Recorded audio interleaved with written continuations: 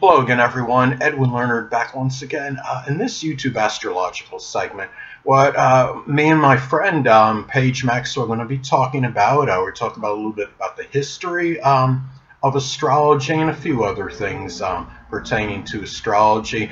And I want to introduce you to my friend. This is actually, speaking of history, it's a historical moment because if I'm not mistaken, this is the first collaboration video on my YouTube astrology channel. So first time for everything, and I'm going to allow my friend to introduce himself to you guys and gals out there. He'll tell you a little bit about himself.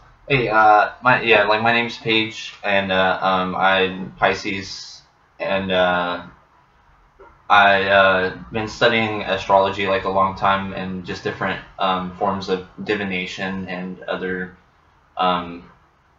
just forms of information and studies. And I write and do art and design clothes and do a bunch of creative stuff. So, but that's pretty much it in terms of my bio. Okay, and so first thing I'm going to get at, go into the history of astrology. I'm going to talk about some prominent, moments in history of astrology, and it goes way back as far as what's recorded. It could be as far back as 25,000 years ago, and it was something where they had made some markings, astrological markings on cave walls and bones, and it was done, naturally very primitive and prehensile manner. And I believe it was connected with the lunar nodes, and they were tracking that, even through a very, called a primordial method, but they still were people were actually doing it, and that comes to, we're at the beginning of, astrology, as far as we know, as far as our, as far as history goes and what we have, record of. And I wanted to ask you, Paige, if you can say, anything more about those, that time. So not only cave markings, but effigy mounds. So we the closest one we have in America is in Ohio, and it's a certain, but also I guess a more famous event is certain obelisks in Egypt are used as sundials, in order to kind of track, able to for them to track, certain times throughout the day, and by studying the effect on the shadow of the obelisk, And the pyramids in Mexico, they have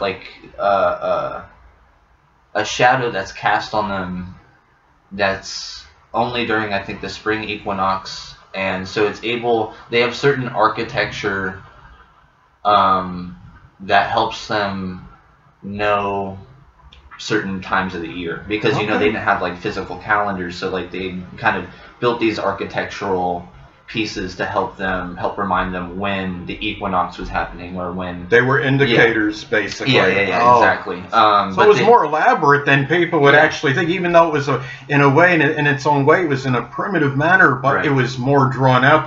It was very involved. I mean, it took a great deal of astrological understanding to be able to construct these things to actually accurately, achieve these, these casted shadows and stuff. But it's something to, we don't really know how old, the serpent mound in Ohio, or we can't really date the Mexican pyramids very. We know they're really, really old, BC, but I think accurately dating them is finding that precise time. As far as when they came around, and I want to say there's also something else that what happened. What I got here is the last few the 1400, I guess 1400 BC, until the last few centuries of BC. There was more, I think, Hindu astrology became more prominent then, and which is now what is pretty much known as Vedic astrology, which is based on the constellations, the fixed zodiac in contrast to the Western astrology, which many of you out there know and follow, is based more on it's the moving zodiac, and it's based on the seasons and the equinoxes, the precession of that. This is where this is where you have that difference in it. But Hindu astrology became more prominent at that time. And I want to say, like, did this come out of? I guess it was from that. Was it from India where this actually? Well, I think it makes sense, I guess, in terms of because Indian culture seems very consistent in terms of over the course of the past, just history and their belief system and their has been incorporated into the government. Okay. For a really long time, and so in terms of they seem to be very knowledgeable, and they know what they're. You see a lot of the similar trends in the architecture that I mentioned, with the effigy. You see that a lot in India. Oh yeah. With certain Buddhist and Hindu temples, they're still marbles. We don't know how a lot of that stuff was built, and but they also have accurate or similar phenomenon that happened during equinoxes and stuff. So they were also knowledgeable as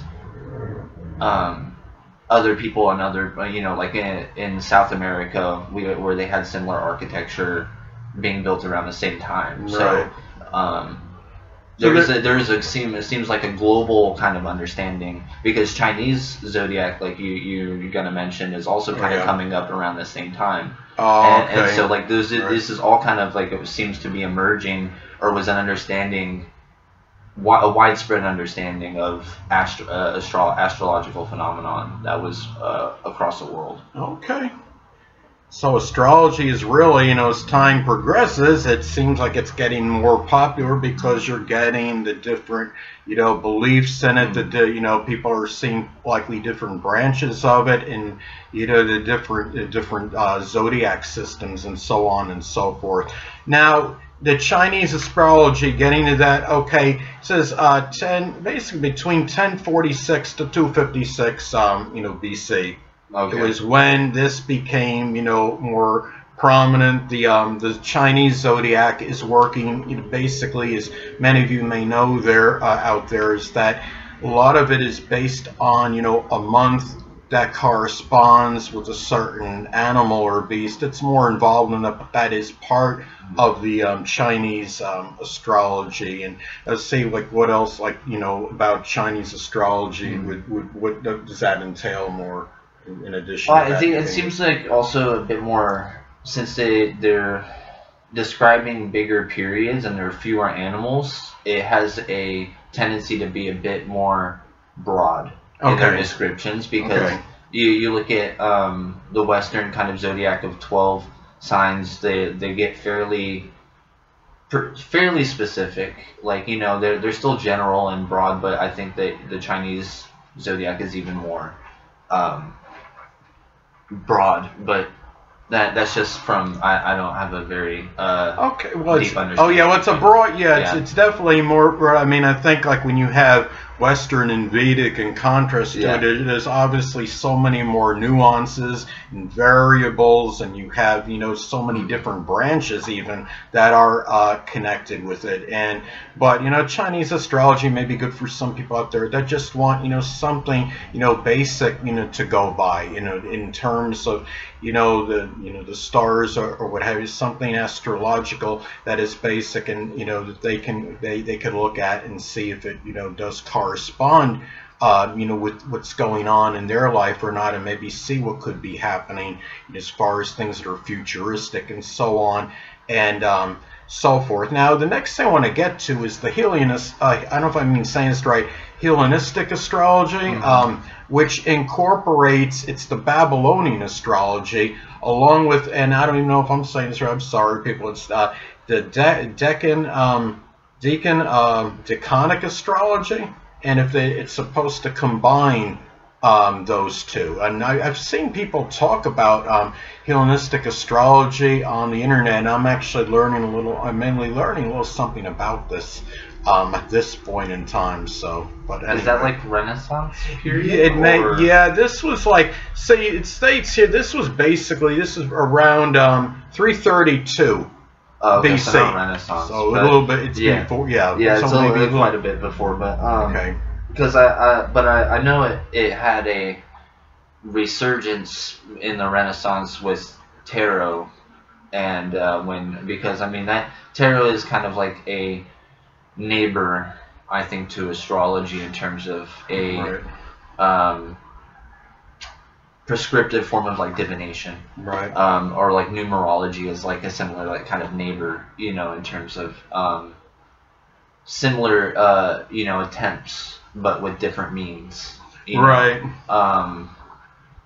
It's a lot of it is very future. See, the tarot is really, you know, it seems like it's more geared toward things that are prophetic and futuristic, seeing more ahead. Where the astrology, well, you know, through transits, you know, are futuristic as well. Right. But in astrology, they talk also. We learn more about ourselves through the things that, you know, that are current and that are, you know, through the natal chart, through, you know, just our general, you know, character and what we be, things that are ongoing during our life in general, as far as our characteristics and attitudes regarding certain things, like, so on and so forth. I was just saying, I think, like in a way, I think tarot just kind of replaces the stars with cards in a way. Well, and yeah, like, that's and a way then, to. And then numerology is like they replace the stars with numbers. With the numbers. Yeah, and so like it's a form of interpretation. Right, like it's a form of casting these kind of, or analyzing this specific form of information and interpreting that into your personal kind of direction. You know what I mean? Your guide and where you're going and how you may, you know, basically a compass, you know, in terms of they're different kind of compasses, I think, you know. Right. So, and one can be from the cards, from the tarot, one could be through the number, so which is numerology, and then the stars naturally connected with astrology. Other people have, like, you know, Chinese forms of like throwing lots, you know, or picking lots, and other forms of divination, like in terms of for the weather. Which isn't really done as much anymore since, you know, like we have. But a weather forecast is really just a form of divination. You know, it's a modern form of, you know, a divining rod, you know, like a lightning rod kind of attempt. But those forms of interpretation have kind of been replaced by modern science. Like, yeah, that's a good, very good points. That the next thing, what I want to talk about next, it's connected, you know, with some cynicism, skepticism regarding astrology. What it is, there was somebody named, and I'm saying it's Cicero. He was a renowned, he was a philosopher, you know, back from many centuries ago, and he had, you know, some kind of, you know, theory which basically was debunking astrology and refuting it, and he included, you know, as far as weather events as well. Well, you know, the thing about that is, you know, a lot of you out there remember when we had Hurricane Katrina, which took place in late August 2005.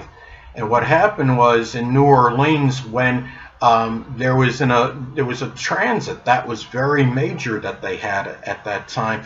Transit Uranus made a conjunction to the New Orleans, Louisiana, in their natal chart. It hit their natal Pluto exactly at that time, and that was very monumental. That the odds on that happening, you know, you're talking about the degree and minute of arc. I believe it was like 8.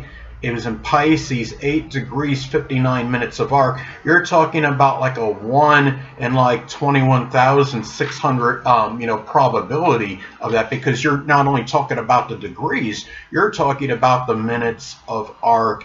And Uranus is connected with things that are surprising, shocking, unexpected, and Pluto is connected with things that are turbulent, that are volatile, mass destruction, death. Pisces is associated with the sea. It's associated with flooding, and you could even say excessive water in general. And so it seems to me that was too coincidental for just to blame this on happenstance. And the reality is, and people that will study astrology extensively will realize that it can actually be predictive in connection with meteorology.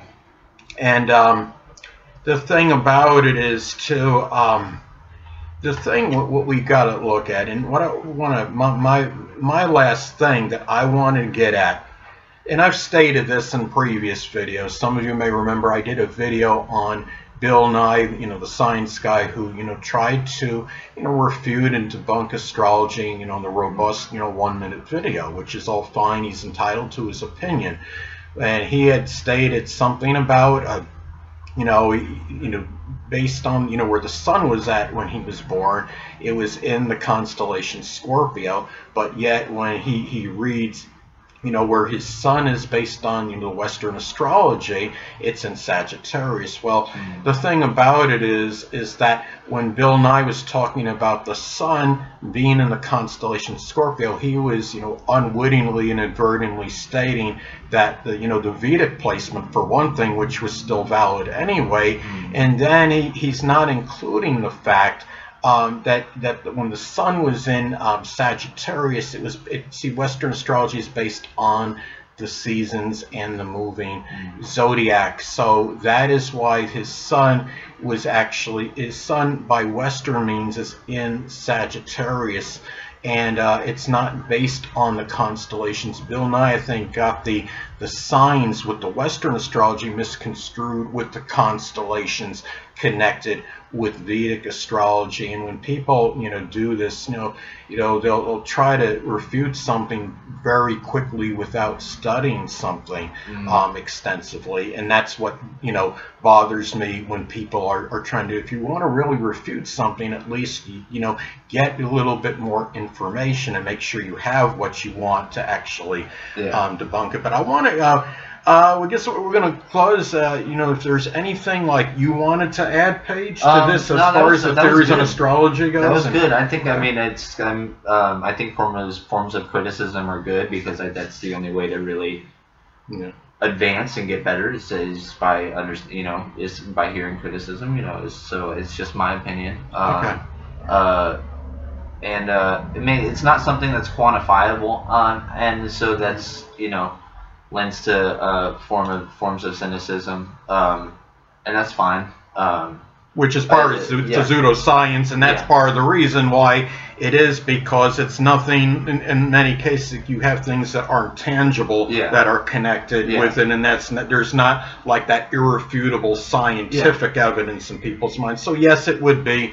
I can understand why you do have the cynics out there that are. I think placebo is part of the engine of it in terms of people believing in it, and then people manifest it into their lives, like, because they that's a good, it can be a good kind of engine for people to motivate people, and it's a guide, and it's also acts a guide for people that are looking at some kind of compass, basically, to get them and to see maybe what their future can hold, or certain tendencies of what they may be good at, proclivities such as their career, profession, and romance, and as far as finding that the significant other in their life, and things of that nature. And I think that's what they're really a lot of people look to astrology for. So all right, well, anyway, people, thank you for tuning in, and until next time, Edwin Leonard saying stay well.